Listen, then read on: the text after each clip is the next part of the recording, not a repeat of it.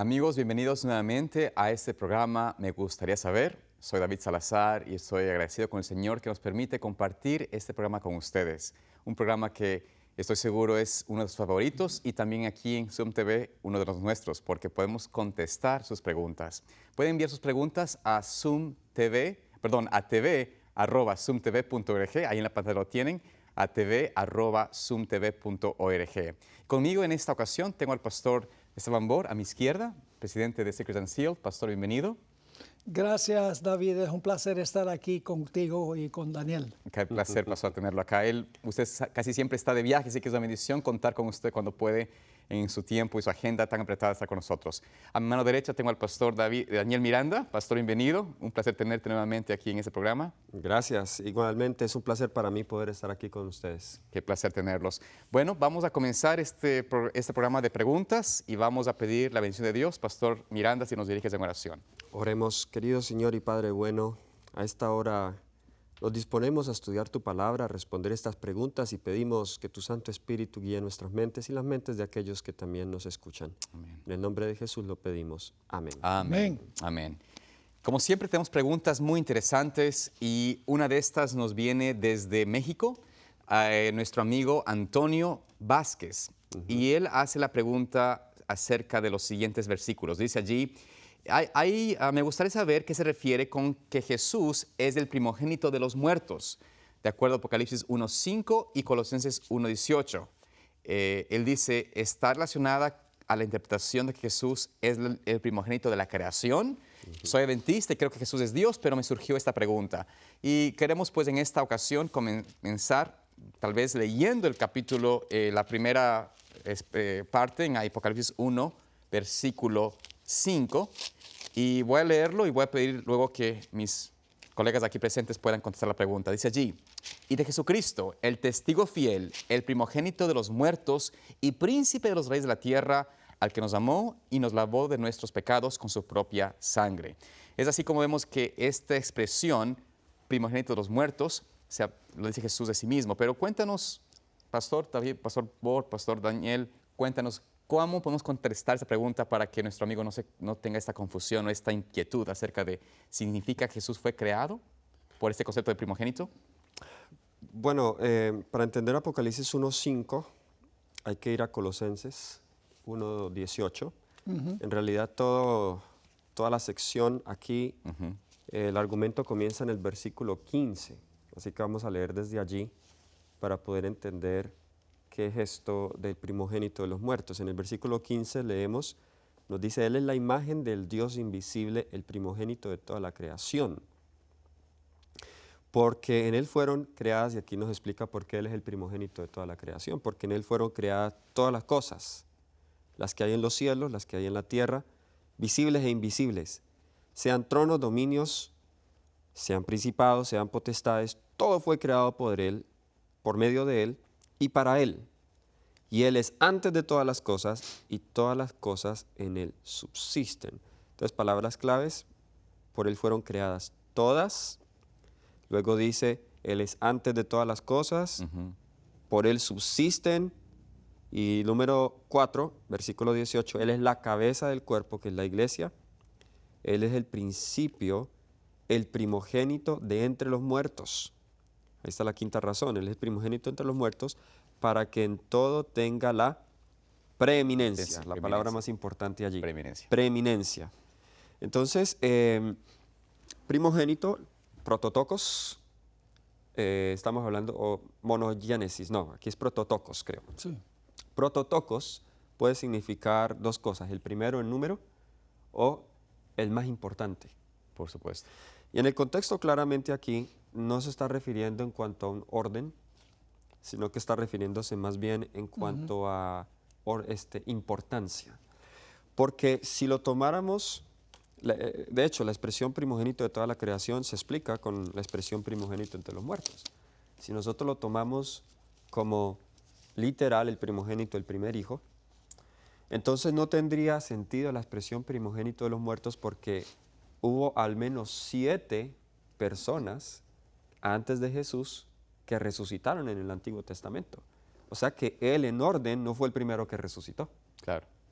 Moisés, tenemos a la hija de la viuda de Sarepta que Elías resucitó, tenemos también a el hijo de la tsunamita que Eliseo resucitó, el muerto Que tocó los huesos los huesos de Eliseo. de Eliseo, al menos en el Antiguo Testamento son los 4 que yo recuerdo que han resucitado. En el Nuevo Testamento tenemos la hija de la viuda de Naín, el hijo de la viuda de Naín, la hija de Jairo y Lázaro. Así que 4 en el Antiguo Testamento, 3 en el Nuevo, resucitaron antes de que Jesús resucitara. Claro, por supuesto. Sí, y en el Antiguo Testamento, Dios dice que Jacob es su primogénito Ajá. y que David es su primogénito. Así Pero es. David no nació primero, fue el último. Exactamente. Y Jacob no fue el primogénito, Esaú fue. Así que el énfasis es en preeminencia. Está por sobre, Por en otras palabras. Y en Apocalipsis 3 y el versículo 14 dice algo muy interesante. Dice El principio de toda la el creación. testigo fiel, el principio de la creación de Dios. Cuando dice el principio de la creación de Dios, significa que es el que principió la creación de Dios. Es el que inició la creación de Dios, porque es la palabra de Dios. Así que la palabra primogénito, en este sentido, se refiere no a orden de nacimiento, orden de resurrección, sino que se refiere que Él es el preeminente. Si Jesús no resucita, nadie resucita. Correcto. No Por tiene eso es derecho a la vida, preeminente. claro. Su resurrección, de la resurrección de Él depende la resurrección de todos. Amén. En ese sentido es el primogénito, el preeminente. Amén. Y esto es importante para que nuestro querido amigo, nuestro amigo Antonio, pueda comprender que la verdad de Cristo siendo el primogénito, o usando esa palabra, no es porque fue en ningún sentido creado o dado en creación, sino que simplemente es el primero, el importante. De hecho, Cristo es el único que ha probado la muerte en sí misma, la segunda muerte, la muerte eterna, por decirlo así, y por ende también es el único que tiene ese derecho o ese título de preeminente, porque él fue el que conquistó la muerte y entonces por ende se llama así el preeminente. Amén. Prominente. Entonces por eso creo que es importante que comprendamos o que nuestro amigo comprenda de que no está hablando de un aspecto de creación en el sentido en ninguna forma. Como mencionaron ustedes, pastores, es importante que él sepa que es simplemente un título que se hace a Cristo de preeminencia y de importancia. Vamos entonces a la siguiente pregunta. ¿Les parece bien? Muy bien. La siguiente pregunta nos hace Carlos. Leí su correo, pero es Carlos Yagui y nos dice lo siguiente. Si la promesa del Mesías fue hecha a Abraham a través de su descendencia, ¿por qué María es la progenitora humana de Cristo y no José? Ya que en realidad la semilla o simiente de Abraham se cuenta con José y no María. Y sin embargo, la semilla de José no fue la responsable de embarazar a María. Gracias por su tiempo. Así que una pregunta interesante de por qué se le prometió a Abraham su descendencia y él dice que fue José y no María, pero María fue la que dio a luz. ¿Podemos tal vez aclarar esto en la genealogía? Pastor, ¿tienes tú? Bueno, primero, si hubiese sido la descendencia literal de José, si él hubiese sido el progenitor, pues entonces no sería el Hijo de Dios. O sea, Correcto. No habría la parte divina en la concepción de Jesús, en la encarnación. Segundo, cuando nosotros estudiamos las genealogías, desde luego hay diferentes posiciones al respecto, pero cuando estudiamos las genealogías en Mateo 1, el énfasis es en José. En Lucas 3, aunque también se comienza con José, pero algunos creen que en realidad Lucas está tomando es la genealogía de María, pero se menciona el esposo por ser el varón, la cabeza, pero la cabeza. algunos han hecho un sincronismo de ambas genealogías y las han puesto en paralelo y notan que más o menos 8 generaciones antes las genealogías se juntan. No recuerdo bien el nombre del pariente que tienen en común, lo cual algunos han concluido que María también era de la tribu de Judá, pero era un pariente lejano de José de muchas generaciones atrás, pero eran parte del mismo linaje, que eventualmente pues es el linaje de Abraham. Así que Jesús no tiene que compartir el ADN de José para ser del linaje de Abraham. Ese es el punto. Amén. Ahora, la Biblia claramente dice que María era también de la tribu de Judá. Así que cuando Oh, Jesús nació, el Señor Jesucristo nació con el derecho al trono. Por supuesto. Además de eso, José, el padre adoptivo de Jesús, era de la tribu de Judá también. supuesto. ¿Cómo sabemos que María era del linaje de Judá?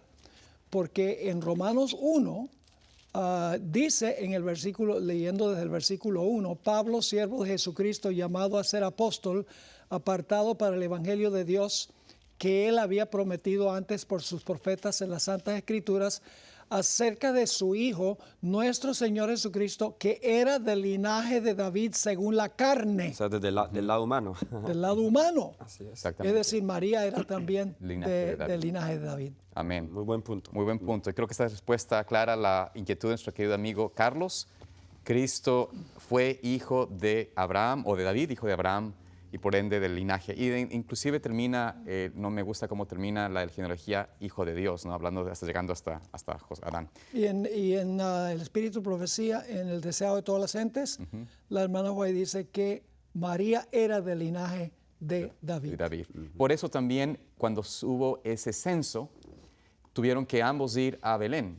Cada persona ciudad de tenía que David, ir a correcto. ciudad de nacimiento. Muy Por bueno. ende, María era también del linaje de Judá Excelente. y de Jesús. Buen Ok, punto. vamos entonces a la siguiente pregunta. Nos hace aquí un amigo que nos llama, o no, bueno, no sabemos el nombre, pero nos dice lo siguiente. Buenos días, queridos amigos, hermanos. Quisiera saber Efesios 4:8.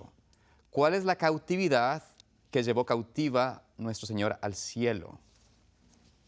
Entonces, una pregunta un cuanto inusual, interesante. Vamos a Efesios 4:8 y veamos allí qué nos dice esta pregunta. La cautividad que llevó cautivo a nuestro Señor al cielo. Dice allí, voy a leer. Por lo cual dice, subiendo a lo alto, llevó cautiva la cautividad y dio dones a los hombres. Hablamos de Jesucristo, ¿no es cierto? Que subiendo a lo alto, llevó cautiva la cautividad y dio dones a los hombres. ¿Qué podemos hablar de esto en cuanto a esta expresión cautividad? ¿Qué es lo que llevó cautiva la cautividad? Es la pregunta de nuestro querido amigo que nos hace esta pregunta. Bueno, la Biblia menciona a los muertos como aquellos que están cautivos por el poder de la muerte. Y de acuerdo a Mateo capítulo 27, cuando Jesús muere, dice que en el terremoto, de hecho vamos a leerlo, de pronto el pastor Bor ya lo tiene allí, dice que las tumbas, algunas tumbas se abrieron. Vamos a leer el libro de Mateo, el capítulo 27. Vamos a ver, lo encuentro rápidamente. Mientras vas allí, Adelante. tal vez voy a afirmar Por lo que tú favor. mencionas en realidad, leyendo en el versículo que sigue. Tal vez le da la respuesta a la pregunta de este hermano, porque dice, noten, y voy a dejar que Pastor Daniel continúe con el tema, solamente quiero afirmar esto, lo que tú dices. En el versículo 9 del capítulo 4 de Efesios, dice, ahora que Él subió, hablando de Dios, de Jesucristo, ¿qué es sino que también había descendido primero a las partes más bajas de la tierra? Entonces ahí nos empieza a dar, como dices tú, una vislumbre de qué es lo que Cristo llevó cautivo, qué es lo que conquistó. Muy bien. El que descendió es el mismo que también subió sobre todos los cielos para llenar todas las cosas. Así que ahí el concepto de descender a lo más bajo de la tierra nos está afirmando de que Cristo fue al sepulcro, ¿no? Llevó la muerte. Cuéntanos ahora sí, pastor. Pero también Ajá. el siguiente versículo Sí. nos dice que ascendió. Por eso, O sea, no, resucitó. sí, no se Eso quedó es ahí. clave. Claro, eso es clave. Y luego, en el siguiente versículo, habla de los dones, porque dice, dio dones a los hombres. Esto está refiriéndose a algo que ocurrió en la ascensión de Jesús y en el día del Pentecostés. Tal vez el pastor Miranda tiene más información sobre eso. No, iba a leer en Mateo, concuerdo con lo que acaba de decir Pastor, en Mateo 27, 52 y 53 dice, se abrieron los sepulcros, muchos cuerpos de santos que habían dormido se levantaron, saliendo de los sepulcros después de la resurrección de él, vinieron a la santa ciudad y aparecieron a muchos. Entonces vemos que hubo unos que resucitaron con Jesús, pero ahora aquí dice que lleva cautiva la cautividad. Y luego lo siguiente que sigue es da dones a los hombres. O sea que esto tuvo que haber sucedido cuando Jesús ascendió, porque de hecho habla aquí Amén. de la ascensión, como el pastor acaba de Mencionar, leer, como claro. acabo de mencionar. Y el espíritu de profecía, desde luego, confirma. Por supuesto. Ellen White, ella dice que fueron las primicias. Justo Jesús, a veces decimos que los que resucitaron fueron las primicias, pero en realidad el cumplimiento de la fiesta de las primicias fue Jesús mismo.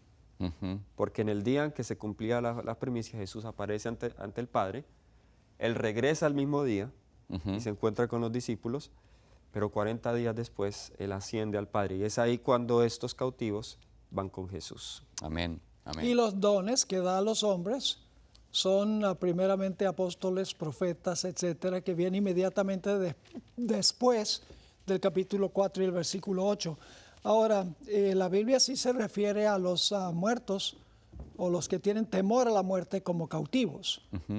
Dice en Hebreos, el capítulo 2 y el versículo 14, así que por cuanto los hijos participaron de carne y sangre, él también participó de lo mismo, para destruir por medio de la muerte al que tenía imperio de la muerte, es decir, el diablo, y librar a todos los que por el temor de la muerte estaban durante toda la vida sujetos a servidumbre. Ahí está. Amén. Así que cuando dice que él libra la cautividad, está hablando de los que estaban cautivos en el sepulcro, que resucitaron con Jesús, fueron al cielo con Jesús 40 días después de su resurrección, y entonces luego viene el día del Pentecostés cuando da dones a los hombres.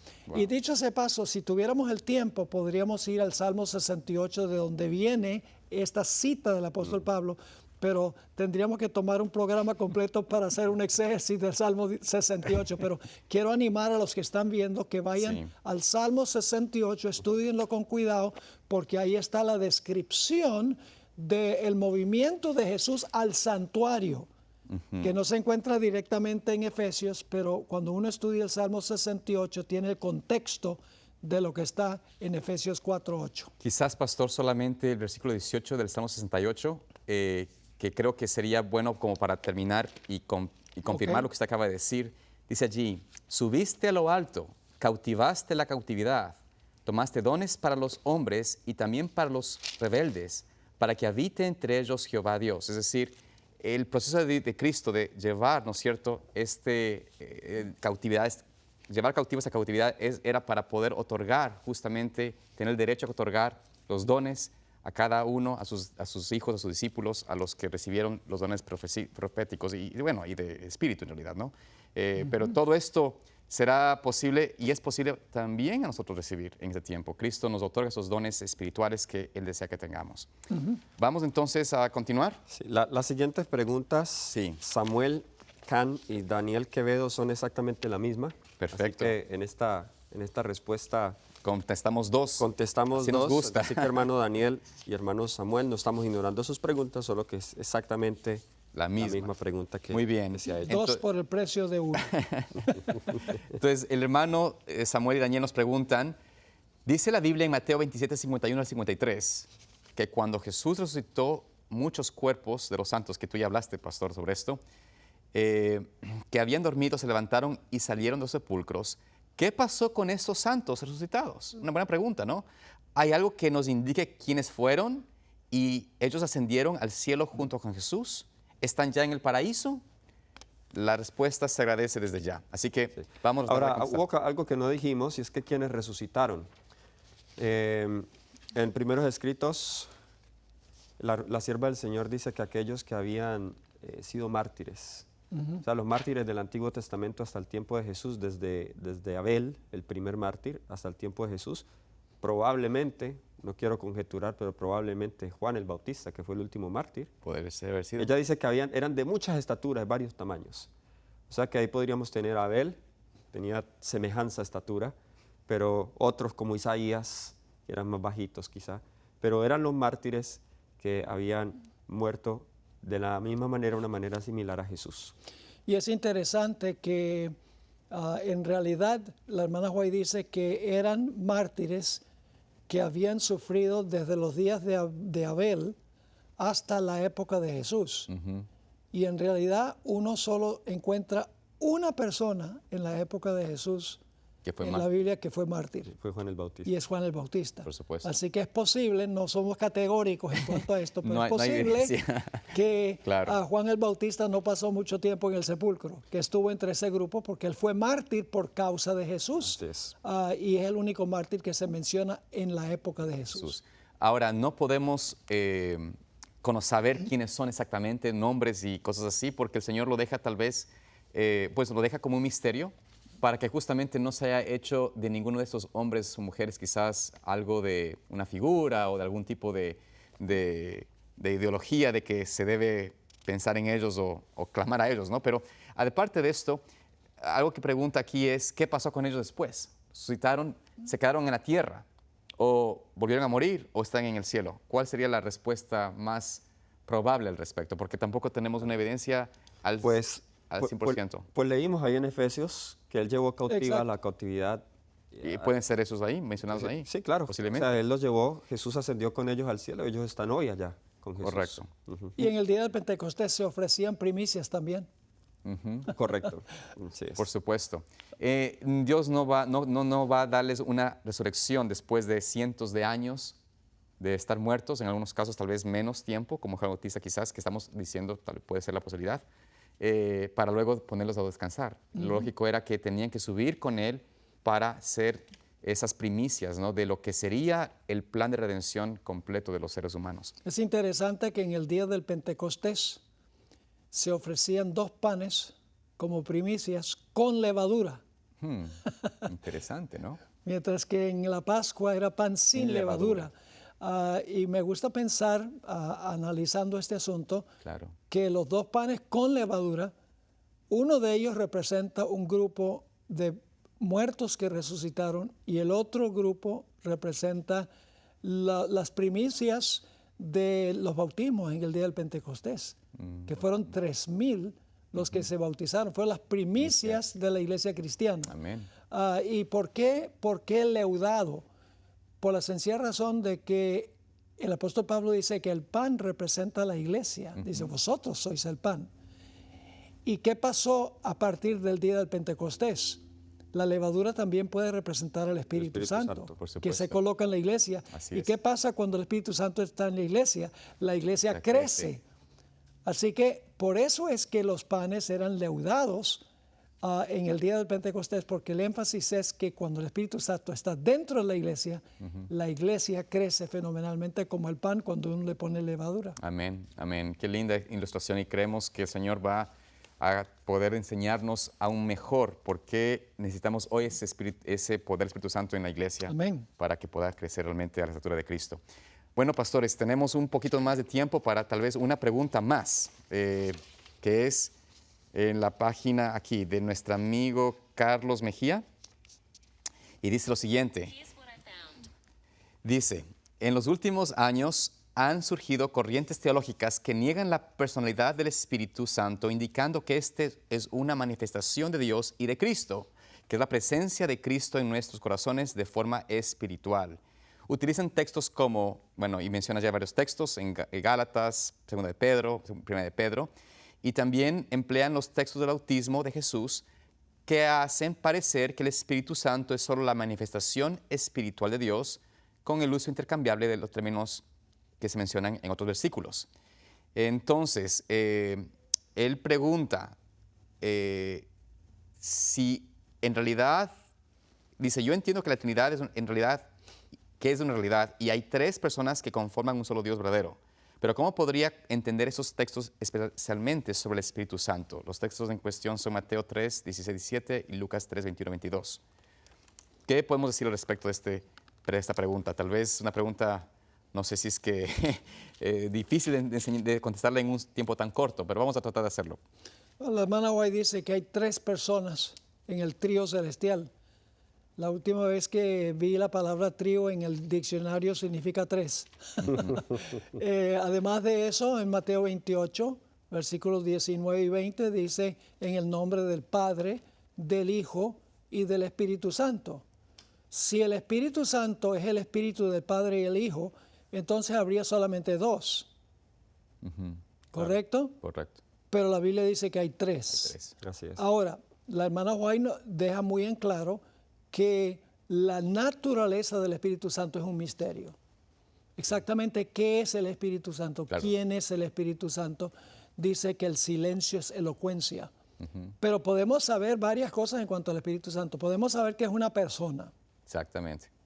Podemos saber en segundo lugar la influencia que tiene. Es como el viento que sopla el árbol. Uno no ve el viento, pero uno ve el impacto del viento. Podemos ver los frutos del Espíritu Santo y podemos ver los dones del Espíritu Santo. Podemos ver su efecto, pero exactamente quién es, la hermana White dice que no debemos especular. Pero sabemos que es una tercera persona de la deidad. Amén. Ahora, hace un tiempo atrás, porque como dijo el pastor Salazar, no tenemos tiempo, hace un tiempo atrás yo grabé 2 temas aquí en el servicio de culto divino. Parte 1, parte 2 sobre quién es el Espíritu Santo. Y fuimos con muchos textos y citas del Espíritu de profecía demostrando que el Espíritu Santo tanto es una persona independiente del Padre y del Hijo, como también es Dios, en Amén. el alto sentido de la palabra. Así que usted puede buscar esos 2 temas aquí en el canal de Zoom TV Latino. Amén. En realidad, esta es una de las quizás mayores fuentes de discusión en los últimos tiempos entre hermanos que aman al Señor, pero están realmente cayendo en este error teológico. Y que invitamos a queridos nuestros amigos que nos miran, que nos observan, que busquen los temas que tenemos aquí en Zoom TV sobre el Espíritu Santo, que va a ayudarles a comprender, a estar seguros de que, como mencionamos, son 3 personas. El Espíritu Santo es Dios, es uno de los 3, es parte de la deidad, pero no podemos tener toda la respuesta en cuanto a su personalidad, su naturaleza, eso no sabemos exactamente, pero Dios les va a ayudar a entender la verdad y creemos que si son sinceros, Dios va a contestar sus preguntas. Amén. Dios les bendiga, esperamos verlos en una próxima ocasión, contentos de servirlos aquí en Zoom TV.